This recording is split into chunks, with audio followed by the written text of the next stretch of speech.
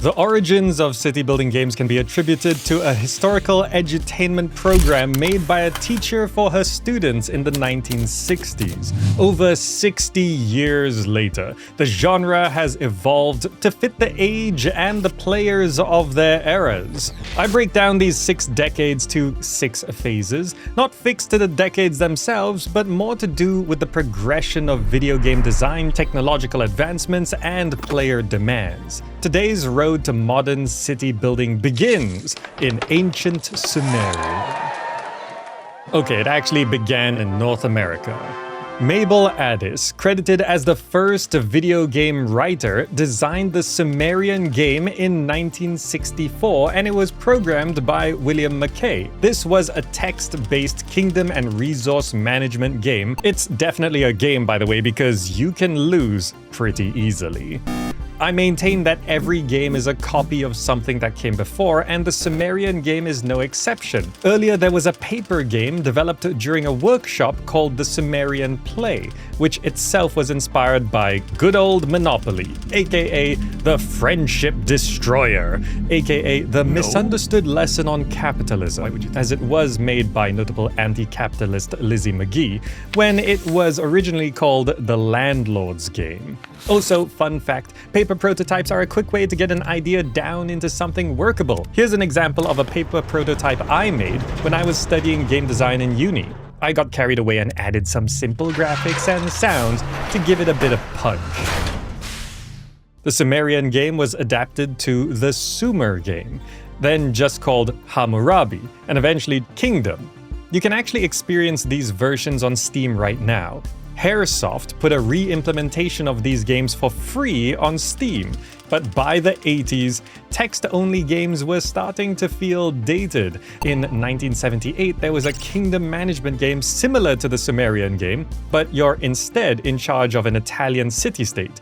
It's called Santa Paravia and Fiumaccio, and that was a turning point for the city-building genre. As technology developed and digital graphics were invented, civilization management games began to take up space on the screen. We got a game called Utopia. A game where you rule over an island, but the classic understanding of a game pushed Utopia into a weird direction. It's a competitive 1v1 battle, where you and another player race to the top of the scoreboard. Further into the 80s, Fortune Builder released. Although I don't consider this to be a city builder, as it's still mostly a tycoon business profit-driven simulation game, acquiring land, placing buildings, infrastructure, desirability, traffic, even residential, commercial, and industrial structures were available. All the building blocks of a city builder are here. Its potential influence on our next step is what triggers a golden age for city builders.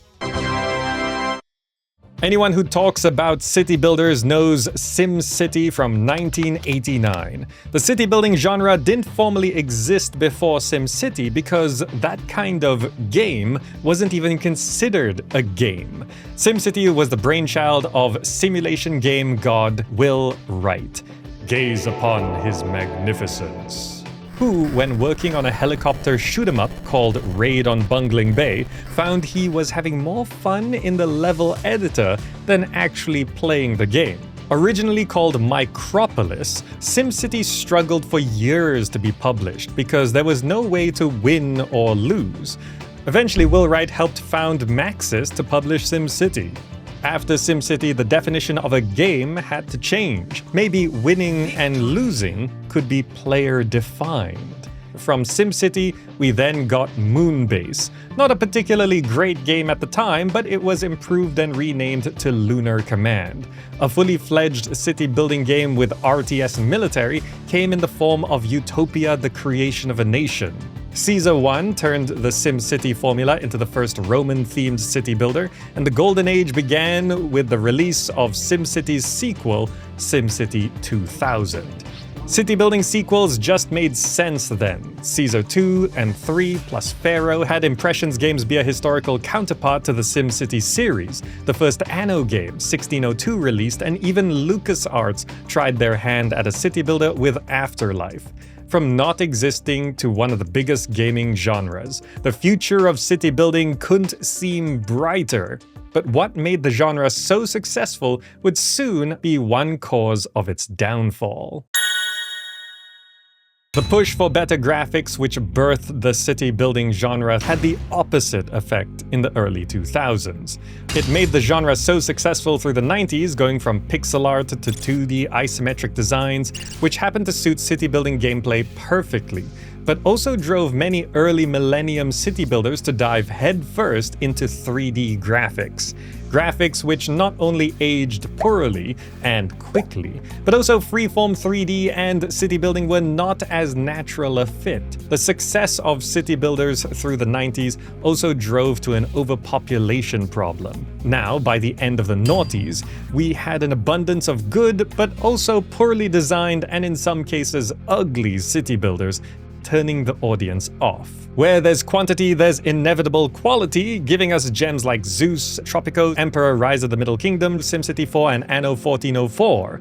City builders that stuck to 2D and isometric perspectives, even with the advancements of 3D graphics. Then there are games that went more to 3D, like Caesar 4, SimCity Rome, Immortal Cities Children of the Nile, City Life, SimCity Society, Cities XL, plus the Haemimont series of Roman builders, Glory of the Roman Empire, Imperium Romanum, and Grand Ages Rome.